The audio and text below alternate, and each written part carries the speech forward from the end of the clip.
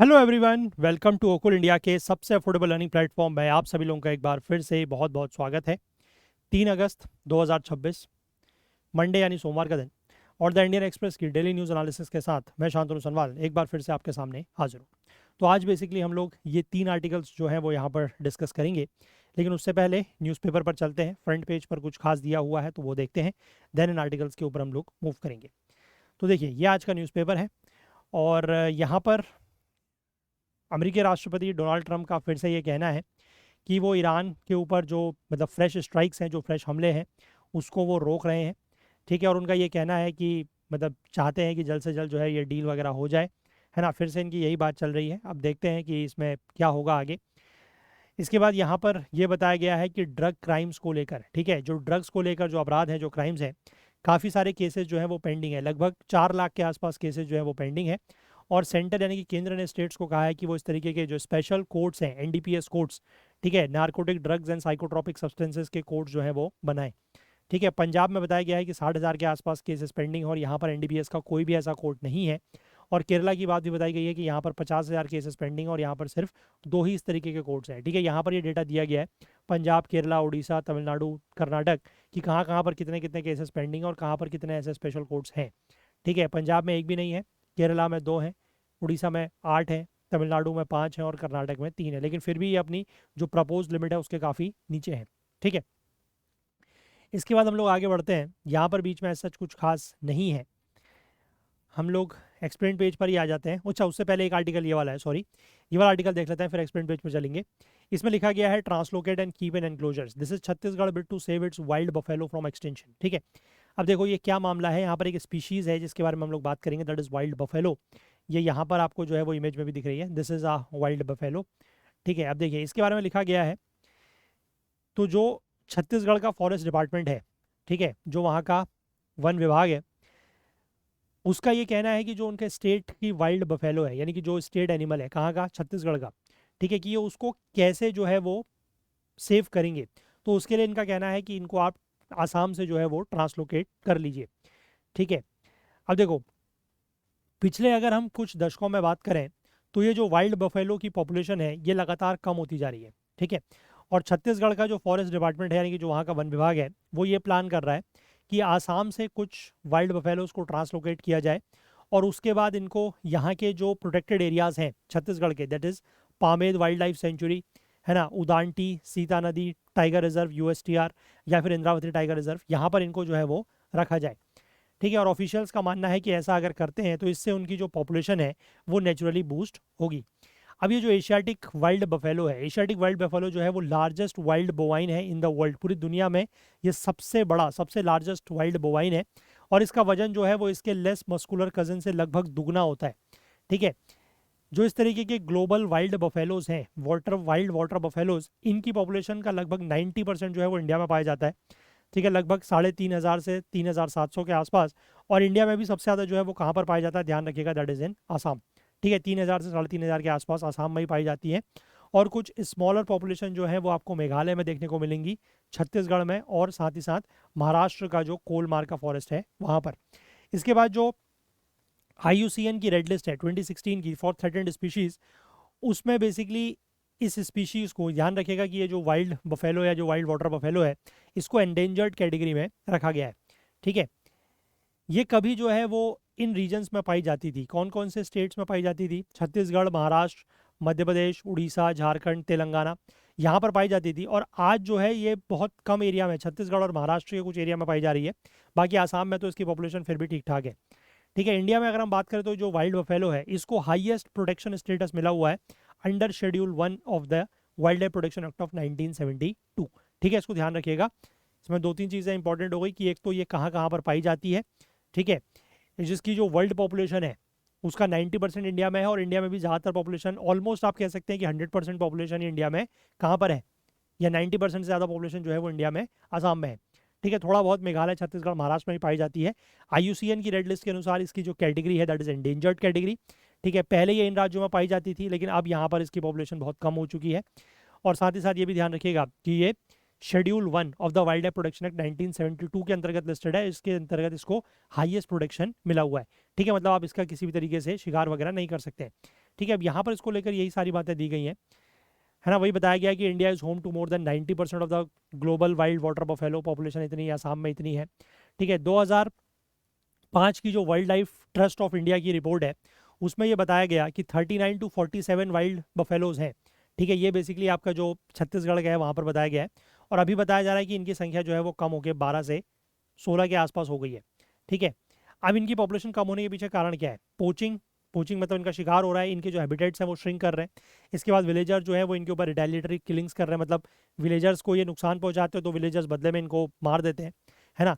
क्योंकि wild buffalo जो है वो क्या करते हैं, लोगों की जो फसल है, ठीक है, फसल को नष्ट कर देता है, तबाह कर देते हैं, है ना। और साथ ही साथ जो डोमेस्टिक बफेलोज है उनके साथ ये मीटिंग करते हैं, तो इसकी वजह से इनको विलेजर्स मार देते हैं, तो ये इनकी डेथ का मुख्य कारण है। ठीक है, और यहाँ पर ये भी बताया गया है कि इंडिया में जो वाइल्ड बफेलोज हैं इनको हाईएस्ट प्रोटेक्शन मिला हुआ है under schedule 1 of wild life protection act of 1972। ठीक है, तो ये कुछ इंपॉर्टेंट पॉइंट्स हैं। अगर क्वेश्चन बनते हैं स्पीशीज इन न्यूज़ को लेकर, अगर क्वेश्चन बनते हैं तो वो यही चीज़ों से बनते हैं। ठीक है, मतलब एक तो ये वाइल्ड लाइफ प्रोटेक्शन क्या है, इसका स्टेटस, ठीक है, साथ ही साथ कहाँ पर पाए जाते हैं, क्या इनका पॉपुलेशन स्टेटस है, या फिर जो IUCN का डेटा है वो भी ध्यान रखिएगा कि IUCN के अनुसार ये क्या है, दिस इज एंडेंजर्ड कैटेगरी में। ठीक है ना, तो यही बेसिकली कुछ स्पीशीज इन न्यूज़ में जो पॉइंट्स हैं जिनके ऊपर क्वेश्चन पूछा जाता है। ठीक है, और साथ में ये भी हो सकता है कि व्हाट इज़ द रीजंस या what are the reasons for the decline of their population, की इनकी जो जनसंख्या कम हो रही है उसके पीछे क्या कारण है। तो वही है, शिकार हो रहा है, इनके हैबिटेट श्रिंक कर रहे हैं, और एनिमल ह्यूमन कन्फ्लिक्ट हो रहा है, तो उसकी वजह से इनके रिटेलिएटरी किलिंग्स की जा रही है, यही सब है। ठीक है ना, क्लियर है बात। चलिए आगे बढ़ते हैं, एक्सप्लेन पेज पर आएंगे और यहाँ के हम लोग 2 आर्टिकल जो है वो देखने हैं। ठीक है, लेकिन एक्सप्लेन पेज के आर्टिकल पर आए उससे पहले मैं आप लोगों से एक बार ये रिक्वेस्ट करना चाहूँगा कि आप में से जो भी लोग इन सेशंस को देख रहे हैं, फॉलो कर रहे हैं, और अगर आपको किसी भी तरीके की हेल्प हो रही है तो प्लीज़ आप कुछ ना कुछ जो है वो कंट्रीब्यूट करने की कोशिश ज़रूर करें, अगर आप चाहते हैं कि ये सेशंस जो हैं वो इसी तरीके से लंबे समय तक चलें। अदरवाइज़ ये हो सकता है कि ये सेशन जो है वो मुझे बहुत जल्द कम्प्लीटली जो है वो बंद करने पड़े, because it's not possible. I can understand, मैं समझ सकता हूँ इस बात को कि मतलब आप इस बात को समझ सकते हैं कि ये कितना मुश्किल है। ठीक है, कि अगर 20-25 व्यूज़ आ रहे हैं वीडियोस पे और डेली इस तरीके के हम वीडियोस आप लोगों के लिए बनाते हैं, तो 20-25 व्यूज़ अगर आते हैं तो it is not, I think not feasible for me to continue with this sessions. ठीक है, तो मैं देखता हूँ थोड़े समय में और कोशिश कर रहा हूँ, बट मुझे आप लोगों का अगर साथ मिलेगा, सपोर्ट मिलेगा, तो ये मैं आपको प्रॉमिस करता हूँ कि I will continue it for ever. ठीक है, मैं इसको लंबे समय तक, बहुत लंबे समय तक कंटिन्यू करूँगा, बट उसके लिए मुझे आप लोगों का साथ, आप लोगों का सहयोग, कंट्रीब्यूशन ज़रूर चाहिए। ठीक है, जितना भी आप लोग थोड़ा बहुत कंट्रीब्यूट कर सकते हैं, अगर आप वो करते हैं तो प्लीज़ मोस्ट वेलकम है। चलिए अब हम लोग इस आर्टिकल पर आते हैं। ये वाला आर्टिकल बात कर रहा है for doxing victims in India. ठीक है, डॉक्सिंग क्या होती है, डॉक्सिंग के पीड़ित लोगों के लिए क्या लॉज हैं वो अपनी समस्या से निपटने के लिए, वो हम यहाँ पर समझेंगे। ठीक है, पहली बात तो ये है कि डॉक्सिंग होती क्या है, तो उसको हम इस तरीके से समझेंगे। अभी बेसिकली जो ये CGP का जो प्रोटेस्ट हो रहा था जंतर मंतर पर, वहाँ पर हमने देखा कि कई सारी जो महिलाएं जो है उस प्रोटेस्ट में जो शामिल हुई थी, ठीक है, अब उनके ऊपर ऑनलाइन बैकलैश हो रहा है। ठीक है, कई देखिए क्या हुआ है कि कई सारे सोशल मीडिया अकाउंट्स हैं, उन्होंने इस तरीके की महिलाएं जो प्रोटेस्ट में आई हुई थी, उन्होंने कुछ भी बोला है ना, या कुछ भी वो चीज़ करी, तो उनके वीडियोस और फोटोग्राफ्स जो हैं वो शेयर किए जा रहे हैं सोशल मीडिया अकाउंट्स के थ्रू। ठीक है, और उन महिलाओं के जो पर्सनल डिटेल्स हैं, जैसे कि उनके फ़ोन नंबर्स या उनके होम एड्रेसेस जो हैं वो भी पब्लिक किए जा रहे हैं। ठीक है, तो इससे हो क्या रहा है, इससे उन महिलाओं का हरासमेंट हो रहा है एक तरीके से, है ना, उनका शोषण हो रहा है, साथ ही साथ उनको रेप और डेथ थ्रेट्स जो हैं वो भी मिल रहे हैं। समझ रहे हैं बात कि क्या हो रहा है। अब यही चीज़ लिखी गई है, इसी को समझाया गया है कि व्हाट इज़ डॉक्सिंग। डॉक्सिंग का मतलब होता है कि आप किसी की जो प्राइवेट पर्सनल इन्फॉर्मेशन है, ठीक है, प्राइवेट पर्सनल इन्फॉर्मेशन क्या हो सकती है, किसी की फोटोग्राफ्स हैं, किसी का एड्रेस है, किसी का मोबाइल नंबर है, ये उसकी प्राइवेट पर्सनल इन्फॉर्मेशन है। अगर आप इसको पब्लिकली रिवील करते हैं, ठीक है, और उसके पीछे रीज़न भी है, मतलब उसके पीछे आप कह सकते हैं कि इंटेंशन भी है, और इंटेंशन ये है कि या तो उनको डराने के लिए, है ना, और या फिर उनको किसी तरीके से शर्मिंदा महसूस कराने के लिए, है ना, अगर आप ऐसा करते हैं तो इसी चीज़ को कहा जाता है डॉक्सिंग। तो this is basically the very basic, you can say the definition of doxing, कि अगर आप किसी की भी प्राइवेट पर्सनल इन्फॉर्मेशन को पब्लिकली रिवील करते हैं और उसके पीछे इंटेंशन है उस व्यक्ति को इंटिमिडेट करना या शेम करना, तो that is known as doxing. ठीक है, अब लेकिन यहाँ पर एक बात यह है कि इसके सीवियर रियल वर्ल्ड कॉन्सिक्वेंसेज है। मैं जैसे मैंने आपको बताया कि इस तरीके की महिलाओं का जिनका ये इस तरीके का जो पर्सनल डेटा है ये रिवील हुआ है सोशल मीडिया अकाउंट्स के थ्रू, तो उनको हरास किया जा रहा है अलग अलग तरीके से, है कि तुमने ऐसा कैसे बोल दिया, ये वो सब, है ना। और उनके फ़ोन नंबर्स लीक हुए हैं, उनके एड्रेसेस लीक हुए हैं, तो उनको रेप थ्रेट्स मिल रहे हैं, डेथ थ्रेट्स मिल रही हैं। तो ये सारी चीज़ें तो हैं, लेकिन इसके बावजूद डॉक्सिंग जो है वो एक्सप्लिसिटली ना तो कहीं पर डिफाइंड है, ठीक है, और ना ही कहीं पर ये पेनलाइज्ड है एज अ क्रिमिनल ऑफेंस। मतलब हमारा जितना भी लॉ स्ट्रक्चर है पूरा का पूरा, जितने भी हमारे लॉज हैं, स्टैट्यूट्स हैं, उनमें कहीं पर भी ना तो डॉक्सिंग एक्सप्लिसिटली डिफाइंड है और ना इसका कोई, इसको लेकर कोई पेनल प्रोविजंस है, ठीक है, मतलब ना कोई सजा का प्रावधान है। अब लीगल एक्सपर्ट्स का ये कहना है कि जो लोग इस तरीके के डॉक्सिंग के इवेंट्स के विक्टिम होते हैं, पीड़ित होते हैं, उनको क्या करना पड़ेगा, जो एग्जिस्टिंग स्टैट्यूट्स हैं, मतलब जो एग्जिस्टिंग लॉज हैं, जैसे कि भारतीय न्याय संहिता या फिर जो इंफॉर्मेशन टेक्नोलॉजी के एक्ट हैं, उनका यूज़ करना पड़ेगा अपने लिए रिकोर्स, या अपने लिए मतलब क्या कह सकते हो उसको, अपने को मतलब अपने के साथ जो उनके हो रहा है उससे बचने के लिए, ठीक है। अब वो कैसे इनका यूज़ करेंगे, या बीएनएस में या जो आईटी एक्ट के रूल्स हैं उनमें क्या दिया गया है, वो हम यहाँ पर समझेंगे।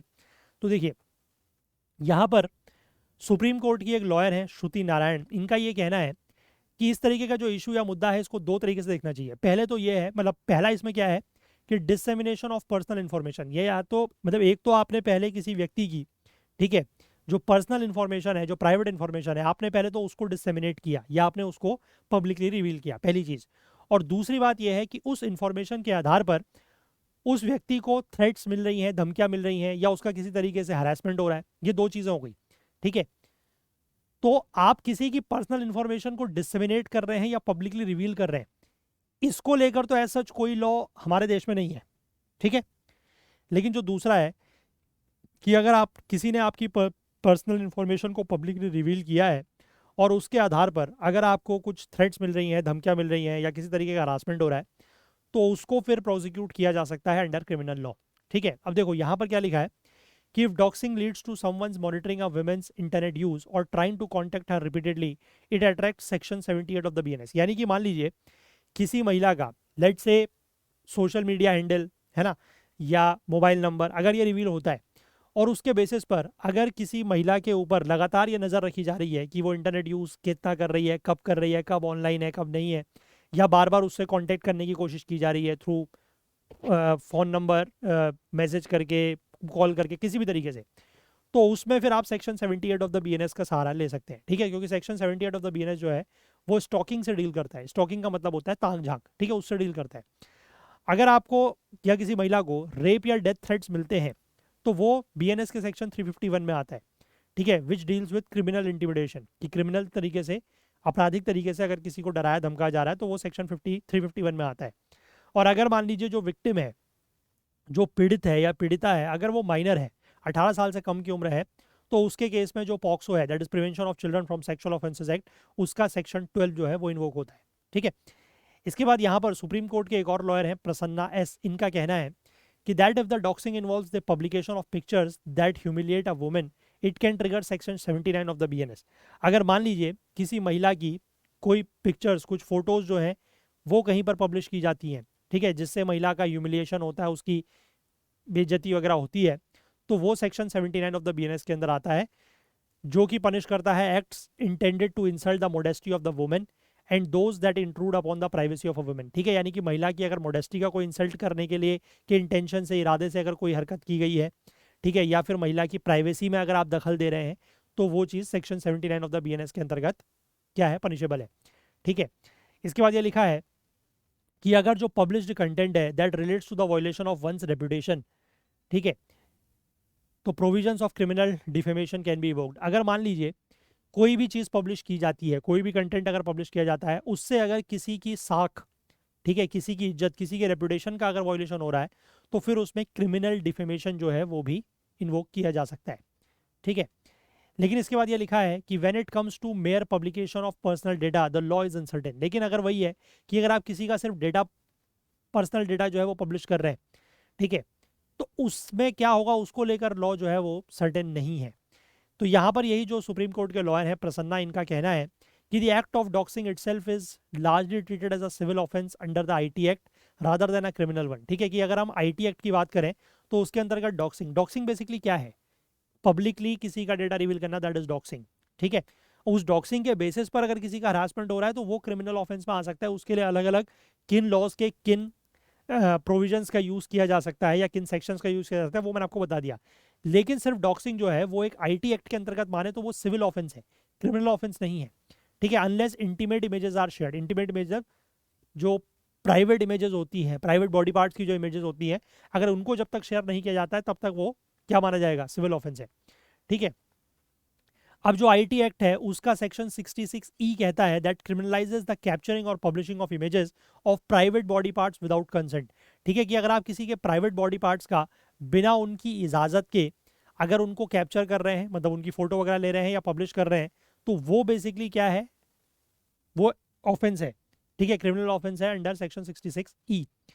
For general purpose data, victims have to rely on section 72A of the IT Act, which penalizes the unauthorized disclosure of information। ठीक है, लेकिन बाकी चीजों के लिए जो विक्टिम है उसको IT एक्ट के सेक्शन 72A के ऊपर निर्भर होना होगा, जो बेसिकली अनऑथराइज डिस्क्लोजर, मतलब आप किसी भी व्यक्ति की कोई भी जानकारी को अगर अनऑथराइज्ड मतलब बिना उसकी परमिशन के अगर डिस्क्लोज करते हैं तो उसमें पेनल्टी लगेगी। ठीक है, लेकिन ये जो सेक्शन है 72A, इसमें सिर्फ और सिर्फ फाइनेंशियल पेनल्टी का प्रोविजन है।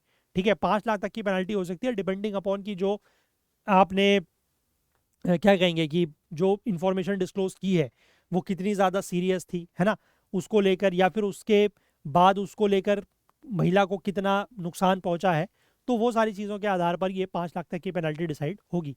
लेकिन ये एक सिविल रॉन्ग है। ठीक है, मतलब एक सिविल ऑफेंस आप इसको मान सकते हैं, ये क्रिमिनल ऑफेंस नहीं है।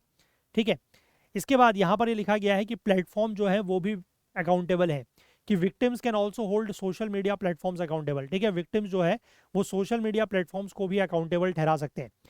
यहाँ पर जो 2021 के रूल्स हैं, that is IT intermediary guidelines and digital media ethics code, इसमें क्या कहा गया है कि platforms are legally obligated to make reasonable efforts to prevent users from hosting information invasive of others privacy including bodily privacy, insulting और harassing on the basis of gender. ठीक है, मतलब ये जो है वो प्लेटफॉर्म्स की, जो सोशल मीडिया प्लेटफॉर्म्स हैं, ये उनकी जिम्मेदारी है और ये लीगल ऑब्लिगेशन है, मतलब they are legally obligated to do this. उनको रीजनेबल एफर्ट्स करने हैं ताकि वो ऐसी किसी भी इंफॉर्मेशन को होस्ट करने से बचें, ठीक है, जिसमें किसी दूसरे व्यक्ति की प्राइवेसी का इन्वेजन हो रहा है, चाहे उसकी बॉडी प्राइवेसी हो, ठीक है, या फिर किसी व्यक्ति का इंसल्ट हो रहा हो, हरासमेंट हो रहा हो on the basis of gender. तो ये सारी चीज़ों को रोकने का प्रयास करना, ये लीगली ऑब्लिगेशन है जो ये सोशल मीडिया प्लेटफॉर्म्स है उनके ऊपर। ठीक है, साथ ही साथ the rules mandate strict timelines for platforms to act, उसमें प्लेटफॉर्म्स के लिए स्ट्रिक्ट टाइमलाइंस भी दिया गया है। जैसे कि लिखा गया है कि intermediaries are required to acknowledge complaints within 24 hours and resolve them within 7 days. ठीक है, अगर कोई भी इस तरीके की कंप्लेंट जो है वो इस तरीके के जो सोशल मीडिया प्लेटफॉर्म्स है उन तक पहुंचती है तो उनको 24 घंटे के अंदर अंदर उस कंप्लेंट को एक्नॉलेज करना होगा कि हाँ हमें ये कंप्लेंट मिल गई है and we will take action on it, और 7 दिन के अंदर अंदर उसको रिजॉल्व करना होगा। और अगर मान लीजिए सीवियर स्पेसिफिक कैटेगरीज जैसे कि प्राइवेसी इन्वेजन या हरासमेंट का अगर कोई मामला है तो उसमें प्लेटफॉर्म को जो है विद इन 36 आवर्स इस तरीके के इश्यूज को रिजॉल्व करना होगा। और अगर मान लीजिए प्लेटफॉर्म जो है वो इन रूल्स को कंप्लाई नहीं करता है या कोर्ट के जो निर्देश हैं, ऑर्डर्स हैं, अगर उनको इग्नोर करता है तो उसका सेफ हार्बर प्रोटेक्शन जो है वो लूज होने का खतरा है। सेफ हार्बर प्रोटेक्शन बेसिकली क्या है कि ये इस तरीके के जो सोशल मीडिया प्लेटफॉर्म्स हैं उनको एक लीगल इम्यूनिटी मिली हुई है कि उनके साइट्स पर, ठीक है, कुछ भी यूज़र अगर कुछ पोस्ट करता है और अगर वो कुछ ऐसा ऑब्जेक्शनेबल है तो उसको लेकर उन कंपनीज के ऊपर प्रोसिक्यूशन नहीं होगा, उन कंपनीज के ऊपर केस नहीं चलेगा। ठीक है, ये उनको सेफ हार्बर प्रोटेक्शन मिला हुआ है। लेकिन वो सेफ हार्बर प्रोटेक्शन तब तक ही है जब तक वो गवर्नमेंट के रूल्स को या कोई इस तरीके के कोर्ट ऑर्डर्स हैं उनको पूरी तरीके से कंप्लाई करते हैं। तो अगर वो नहीं किया जाता है तो उनका ये सेफ हार्बर प्रोटेक्शन जो है वो लूज होने का खतरा बना रहता है। ठीक है, हालांकि ये लिखा गया है कि इन प्रैक्टिस जो अलग अलग डिफरेंट तरीके के प्लेटफॉर्म्स हैं उनमें वेरिंग लेवल्स ऑफ रिस्पॉन्सिवनेस है और सेफ्टी टूल्स है, मतलब वो किस तरीके से अपने जो क्या बोलते हैं मतलब सेफ्टी है उसको इंश्योर करते हैं या उनका किस तरीके से वो रिस्पॉन्ड करते हैं इस तरीके के मामलों में, वो अलग अलग है। जैसे अगर आप फेसबुक की बात करें या आई थिंक इंस्टाग्राम की बात करें या ट्विटर जो एक्स है उसकी अगर आप बात करें तो वहाँ पर अगर आप इस तरीके का कोई ऑब्सीन कंटेंट या कोई आप ये कहिए कि कोई वल्गर कंटेंट है ना, चाहे वो वर्बल वल्गैरिटी हो या आप कहिए कि फिजिकल वल्गैरिटी, अगर उस तरीके के पोस्ट अगर आप करते हैं तो वो आपकी पोस्ट को जो है वो ब्लॉक कर देगा। ठीक है, सेम गोज फॉर यूट्यूब। ठीक है, यूट्यूब में भी अगर आप देखेंगे, अगर कोई शॉर्ट्स वगैरह ऐसे हैं जिसमें बच्चे इन्वॉल्व हैं, ठीक है, या बहुत ज़्यादा अगर वॉयलेंस है, तो उसको भी फिर वो उनकी जो कम्युनिटी गाइडलाइंस है उसके अंतर्गत आता है। तो ये सारी चीज़ें इसीलिए की जाती हैं सो दैट कि वो जो ये गवर्नमेंट के रूल्स हैं, जो कंप्लायंसेज हैं, उसको फॉलो करते रहें, ताकि उनका जो ये सेफ हार्बर प्रोडक्शन है ये लूज ना हो। ठीक है, तो मैंने आपको बता दिया यहाँ पर पूरा का पूरा इशू क्या है। और इसमें यह भी लिखा गया है कि इमीडिएट रिलीफ के लिए lawyers advise victims to preserve all evidence including screenshots and URLs of the abusive post. ठीक है, इमीडिएट रिलीफ अगर किसी को चाहिए तो लॉयर्स जो है, जो वकील हैं, वो विक्टिम्स को, पीड़ितों को ये एडवाइस करते हैं कि आप सारे के सारे जो भी साक्ष्य हैं, जो सबूत हैं, उनको संभाल के रखें। ठीक है, चाहे वो कोई स्क्रीनशॉट्स हो जहाँ पर आपके अगेंस्ट इस तरीके की पोस्ट वगैरह की गई हो, या फिर जो भी यूआरएल्स वगैरह हैं, ठीक है, उन सबको आप सेव करके रखें सो दैट कि अगर ऐसा कोई आगे केस बनता है तो उसमें ये एज एन एविडेंस प्रूफ किए जा सकते हैं। ठीक है, आई होप बात क्लियर है। चलिए, इसके बाद एक और आर्टिकल हम लोग यहाँ पर देखेंगे। इसमें बात की गई है कि why Kerala is vulnerable to landslides. ठीक है, केरला पर्टिकुलरली वल्नरेबल क्यों है लैंडस्लाइड्स को लेकर। अभी यहाँ पर लैंडस्लाइड्स के इवेंट देखने को मिले हैं, इसलिए बताया गया है। आपको याद होगा 2 साल पहले वायनाड में एक बहुत भयानक लैंडस्लाइड हुआ था। ठीक है, उसके 2 साल के बाद यहाँ पर फिर से एक्सेप्शनली हैवी रेनफॉल हुआ है, मतलब बहुत ज़्यादा बारिश हुई है, और उससे फ्रेश लैंडस्लाइड देखने को मिले हैं। ठीक है, लैंडस्लाइड, मडस्लाइड्स और floods across parts of Kerala. ठीक है, जिसमें लगभग 6 लोग मारे गए हैं और कई सारे लोग जो हैं वो मिसिंग हैं।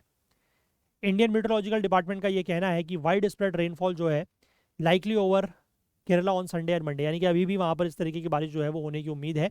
और वाइड स्प्रेड रेनफॉल मतलब काफ़ी बड़े एरिया में। ठीक है, और हैवी रेनफॉल बताई जा रही है आइसोलेटेड प्लेसेस में, और स्ट्रॉन्ग विंड्स लगभग 40 से 50 किलोमीटर तक की स्पीड से ये हवा बह सकती है। ठीक है, इसके बाद यहाँ पर जो आईएमडी मेट्रोलॉजिकल सेंटर के हेड हैं, उनका ये कहना है कि intense spell was being driven by an offshore trough extending from the south Gujarat coast to Kerala. ठीक है, साउथ गुजरात कोस्ट से लेकर केरला के बीच में एक ऑफशोर ट्रफ बना हुआ है। ठीक है, स्ट्रॉन्ग साउथ वेस्टर्ली विंड जो है अक्रॉस द अरेबियन सी, और strong north south pressure gradient बना हुआ है अलॉन्ग द वेस्ट कोस्ट। तो इसकी वजह से ये बहुत ज़्यादा बारिश हो रही है। ठीक है, और यही सारी कंडीशंस हैं जिनकी वजह से जो मानसून फ्लो है वो और ज़्यादा स्ट्रेंथन हो गया है, और वाइड स्प्रेड रेनफॉल जो है वो अक्रॉस केरला हो रही है। वाइड स्प्रेड का मतलब मैंने आपको बता दिया कि एक बड़े एरिया में।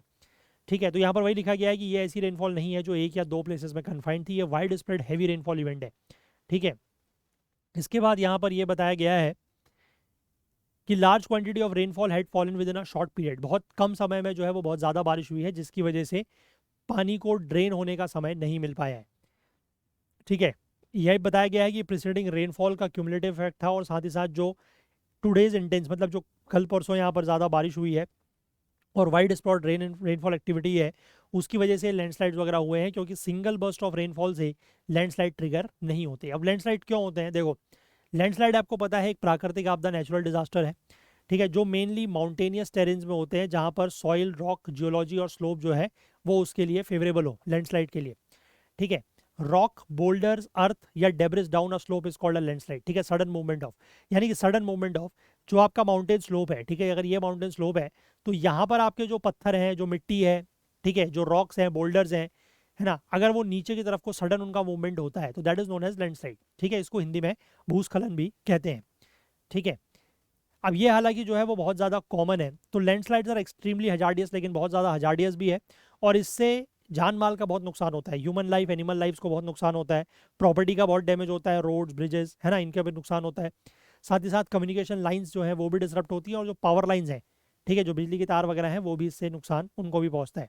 अब लैंडस्लाइड जो है वो जनरली 2 सेट ऑफ फैक्टर्स की वजह से होता है। पहला है कि कंडीशनिंग फैक्टर्स, यानी कि जो सॉइल टोपोग्राफी, रॉक्स, जियोमॉर्फोलॉजी और स्लोप एंगल्स हैं। ठीक है, ये पहले कुछ इंपॉर्टेंट पार्ट है जिसकी वजह से, मतलब इंपॉर्टेंट फैक्टर्स हैं जिसकी वजह से लैंडस्लाइड होता है। ठीक है, जिसमें मतलब इन सब चीज़ों की वजह से ही ऐसा है कि कुछ एरिया ज़्यादा वल्नरेबल है लैंडस्लाइड्स को कंपेयर टू अदर्स। दूसरा फैक्टर है ट्रिगरिंग फैक्टर्स, की जिसकी वजह से ये लैंडस्लाइड ट्रिगर होता है। एक तो हो सकता है इंटेंस रेनफॉल, ठीक है, या फिर कुछ एंथ्रोपोजेनिक एक्टिविटीज़, ह्यूमन एक्टिविटीज़ भी हो सकती है, जैसे कि हैफोजार्ड लैंड यूज़, कि लैंड यूज़ अगर आप सही तरीके से नहीं कर रहे हैं, अनसाइंटिफिक तरीके से कंस्ट्रक्शन कर रहे हैं, या लार्ज स्केल फॉरेस्ट का डिस्ट्रक्शन हो रहा है, तो इन सब चीज़ों की वजह से भी लैंडस्लाइड जो है वो ट्रिगर हो सकता है। ठीक है, इंडिया में ज़्यादातर जो लैंडस्लाइड्स होते हैं वो रेन इंड्यूस्ड इवेंट्स हैं। रेन इंड्यूस मतलब बारिश पड़ने की वजह से होते हैं। बाकी और नेचुरल कॉजेज भी हो सकते हैं, जैसे कि अर्थक्वेक, भूकंप आने की वजह से भी लैंडस्लाइड्स होते हैं। ठीक है, बर्फ पिघलने की वजह से, स्नो मेल्टिंग, या फिर स्लोप्स की अगर आप अंडर कटिंग कर रहे हैं ड्यू टू फ्लडिंग, मतलब जैसे मान लीजिए ये स्लोप है तो आपने यहाँ पर तो कुछ नहीं करा, ठीक है, लेकिन अगर इस एरिया में अगर मान लीजिए बाढ़ आ रही है तो ये एरिया जो है वो धीमे धीमे कटता जाएगा, तो इसकी वजह से भी जो है वो अंडर कटिंग होती है, इसकी वजह से भी ऊपर का एरिया जो है वो नीचे आ सकता है ना।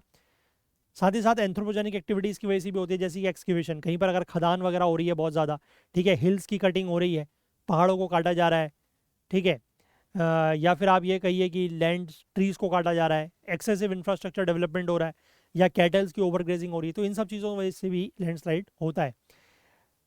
अब ह्यूमन इंटरवेंशन जो है वो कैसे लैंडस्लाइड के खतरे को बढ़ाते हैं, तो यहाँ पर लिखा हुआ है कि केरला का जो लैंडस्लाइड रिस्क है वो लार्जली कंसंट्रेटेड है अलोंग द वेस्टर्न घाट्स, ठीक है, specially in the central and eastern northern district such as Idukki and पथानिम पथानमथिट्टा एंड कोट्टायम, वायनाड, कोझिकोड एंड मल्लापुरम, यानी कि यहाँ पर जो है वो रिस्क ज़्यादा है, ठीक है। इस रीजन का जो स्लोप है वो काफ़ी स्टीप है, इसकी जो जियोलॉजी है और जो चेंजिंग लैंड यूज़ है वो इसको बहुत ज़्यादा ससेप्टेबल बनाती है टू लैंडस्लाइड, मतलब यहाँ पर खतरा बहुत ज़्यादा है। अब जब इंटेंस या प्रोलॉन्ग रेनफॉल होती है, मतलब बहुत ज़्यादा बारिश होती है या बहुत लंबे समय तक अगर बारिश होती है, तो पानी जो है वो लूज सॉइल, मतलब जो ऊपर की ढीली मिट्टी होती है, जो लूज सॉइल होती है उसके अंदर चला जाता है ना, और जो सॉइल है, जो मिट्टी है और जो उसके नीचे का पत्थर है, उसके बीच का जो इंटरफेस है, पानी वहाँ पर पहुँच जाता है। तो उससे क्या होता है कि पत्थर और जो मतलब जो अंडरलाइंग रॉक है और जो सॉइल है उसके बीच का जो बॉन्ड है वो कमज़ोर हो जाता है, क्योंकि पानी वहाँ तक पहुँच गया। तो इसकी वजह से क्या होगा कि ऑब्वियस सी बात है कि ऊपर की मिट्टी जो है और पत्थर के बीच का बॉन्ड अगर ढीला हो गया तो मिट्टी जो है फिर वो नीचे आ जाएगी, है ना। तो यहाँ पर ये लिखा गया है, ये चीज़ सिग्निफिकेंट है क्योंकि जो प्रिसीडिंग रेनफॉल है can progressively saturate slopes while a subsequent burst of heavy rainfall can add large quantities of water over a short period, increasing runoff and the likelihood of slope failure, ठीक है, कि मतलब पहले से अगर बारिश हुई है, जैसे यहाँ पर इन्होंने बताया कि जो प्रिसीडिंग रेनफॉल है उसकी वजह से क्या है कि वो स्लोप सैचुरेट हो सकते हैं। स्लोप सैचुरेट होने का मतलब है कि एक पर्टिकुलर स्लोप जो है वो कितना रेन बियर कर सकता है, ठीक है, तो वो सैचुरेट हो गए। उसके बाद अगर सडन बर्स्ट ऑफ या subsequent burst of heavy rain होता है तो उससे बहुत ज़्यादा पानी आ जाएगा शॉर्ट पीरियड में, कम समय में, है ना। तो उससे क्या है कि पानी का जो रन ऑफ है, जो सरफेस रन ऑफ है वो बढ़ेगा और स्लोप फेलियर के चांसेस जो है वो बढ़ जाएंगे। साथ ही साथ जो लैंड यूज़ का चेंज है या फिर जो ह्यूमन इंटरवेंशन है ये भी बेसिकली उस रीजन की फ्रेजिलिटी को ऐड करता है, ठीक है। साथ ही साथ क्वेरिंग, मतलब वही माइनिंग वगैरह हो रही है, एक्सकवेशन हो रहा है, सड़कें बनाई जा रही हैं पहाड़ों को काट काट के, है ना, या फिर जो प्लांटेशन है उनको एक्सपेंड किया जा रहा है, तो इससे भी बेसिकली जो स्लोप्स की स्टेबिलिटी है वो कहीं ना कहीं प्रभावित हो रही है, जो नेचुरल ड्रेनेज है वो कहीं ना कहीं इफेक्ट हो रहा है और उसकी वजह से भी लैंडस्लाइड्स हो रहे हैं, ठीक है ना। इस तरीके के इवेंट्स जो हैं वो आपको मतलब जनरली, मतलब ये तो इन्होंने यहाँ पर केरला का रीजन वो बताया है, बट जनरली अगर आप देखेंगे जो हिमालयन स्टेट्स हैं, ठीक है, जैसे उत्तराखंड हो गया या हिमाचल प्रदेश हो गया, आपको याद होगा कि आई थिंक 2-3 साल पहले, मतलब एग्जैक्टली मुझे ईयर याद नहीं है, बट 2-3 साल पहले आई थिंक 2023 में हिमाचल प्रदेश में भी इस तरीके का बहुत भयानक लैंडस्लाइड्स हुए थे, ठीक है। और उसके पीछे रीज़न वही था, मतलब ट्रिगर ट्रिगर तो खैर बारिश था, बट उसके पीछे रीज़न वही था कि जो लैंड यूज़ है, ठीक है, वो काफ़ी ज़्यादा वहाँ पर मतलब अफेक्ट हो रहा था, उसका चेंज हो रहा था, ठीक है। रोड लेइंग, सड़कें बनाई जा रही थी पहाड़ों को काट काट के, कई सारे पहाड़ों पर जो है वो इंडिस्क्रिमिनेट कंस्ट्रक्शन हो रहा है, इंफ्रास्ट्रक्चर डेवलपमेंट हो रहा है, ठीक है, टूरिज्म के नाम पर, तो वो सारी चीज़ें जो है वो अफेक्ट करती हैं, ठीक है। हालांकि ये बात ज़रूर है कि rainfall is the main trigger, but उसके पीछे रीजंस जो हैं या फैक्टर्स इन्वॉल्व जो हैं वो और भी कई सारे हैं, ठीक है। चलिए अब हम लोग क्वेश्चंस देख लेते हैं आज के। तो पहला क्वेश्चन ये है, with reference to wild water buffalo that is bubalus arnee in India, ये इसका साइंटिफिक नेम है, consider the following statement, it is listed as endangered on the IUCN red list, yes मैंने बताया कि एंडेंजर्ड है। It enjoys the highest level of legal protection under Schedule 1 of the Wildlife Protection Act of 1972, yes this is also correct, and more than 90% of the global wild water buffalo population is found in India, ठीक है, ये भी correct है। और India में भी सबसे ज़्यादा कहाँ पाया जाता है, असम में, ठीक है ना। तो correct answer will B D. Next is, with reference to the legal framework dealing with doxing in India, consider the following statements. Doxing is explicitly defined as a criminal offense under the BNS. Explicitly defined नहीं है, यही तो problem है, तो this is wrong. Second says, if doxing involves repeated attempts to contact or monitor a woman online, provisions relating to stalking under BNS may be invoked. Yes, this is correct.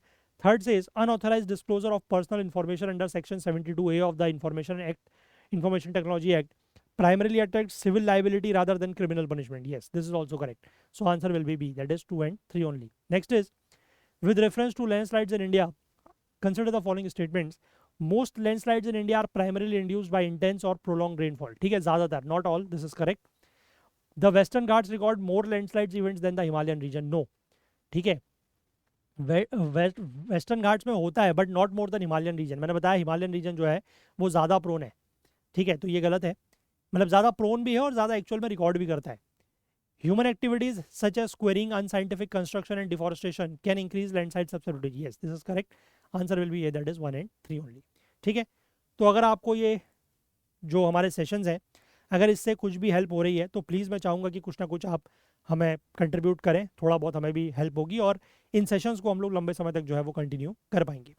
तो अगर आपको आज का session पसंद आया हो तो like ज़रूर करें, ज़्यादा से ज़्यादा शेयर करें। आपके जो भी डाउट्स हैं, जो क्वेरीज़ हैं, वो आप कमेंट्स में मेंशन कर सकते हैं। चैनल को अभी तक आपने सब्सक्राइब नहीं किया है तो वो ज़रूर कर लें। बेल आइकन प्रेस करना ना भूलें ताकि वीडियोज़ की नोटिफिकेशन आपको ऑन टाइम मिल सके।